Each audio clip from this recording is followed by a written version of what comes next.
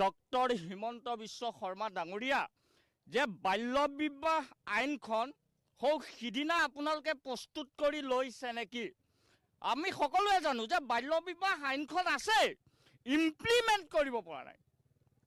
দীৰ্ঘদিন শিক্ষামন্ত্ৰী ডাঙৰীয়া কোন আছিল? হিমন্ত বিশ্ব শৰ্মা ডাঙৰীয়া 2000 চনৰ পিছৰ পৰা দীৰ্ঘদিন শিক্ষামন্ত্ৰী আছিল।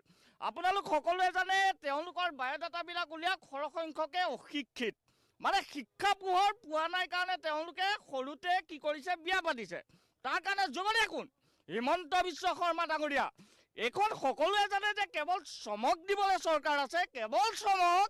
এতিয়া আপুনি চাইছে যে ৰাজ্যৰ অৰ্থনীতি অৱস্থা নাই, মানুহৰ হাতত পইচা নাই, কোনো মানে বস্তুৰ ইমানে মূল্য বৃদ্ধি হৈছে যাৰ কথাবিলাক গুৰুত্ব নিদি কেৱল হিমন্ত বিশ্ব শৰ্মা ডাঙৰীয়াই চালে বেলেগ কোবাই এই কামবিলাক কৰিছে। এইটো স্পষ্ট।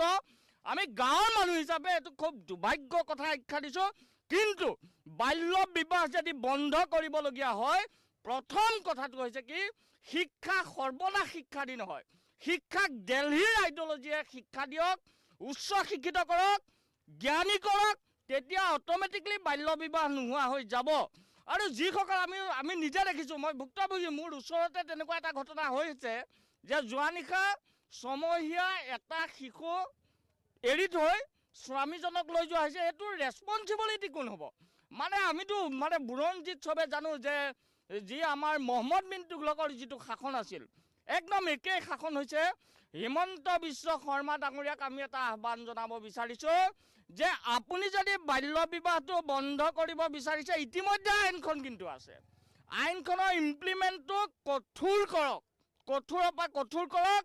আগন্তুক দিনত ই দীৰ্ঘম্যাদী হওক, হ্ৰস্বম্যাদীত যদি এই ব্যৱস্থা কৰা যায়, এতিয়া বহু মানুহ বিপদত পৰিব, ইতিমধ্যে বিপদত পৰিছে। এইটো হ'ব নালাগে। এখন গণতান্ত্ৰিক ৰাষ্ট্ৰৰ ব্যৱস্থাত এইটো হোৱা অনুচিত, এইটো কেতিয়াও উচিত হোৱাই নাই।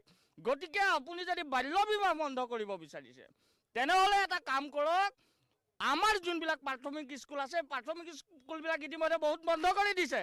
আজিকালি প্ৰাইভেটত ল'ৰা ছোৱালী পঢ়াব নোৱাৰা হৈছে, যি কাৰণে মানুহৰ হাতত অৰ্থনীতিৰ অৱস্থা নাই।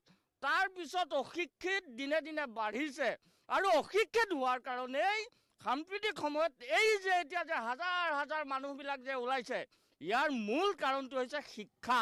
শিক্ষাৰ অনগ্ৰসৰতাই ইয়াৰ মূল কাৰণ। ডক্টৰ হিমন্ত বিশ্ব শৰ্মাই এই কথা আপোনাৰ মোতকৈ বেছি ভালকৈ জানে। তেখেতে কেৱল চমকৰ কাৰণে, কেৱল চমক সৃষ্টি কৰিবৰ কাৰণে এই ব্যৱস্থা কৰি আছে, এইটো সকলোৱে জানে।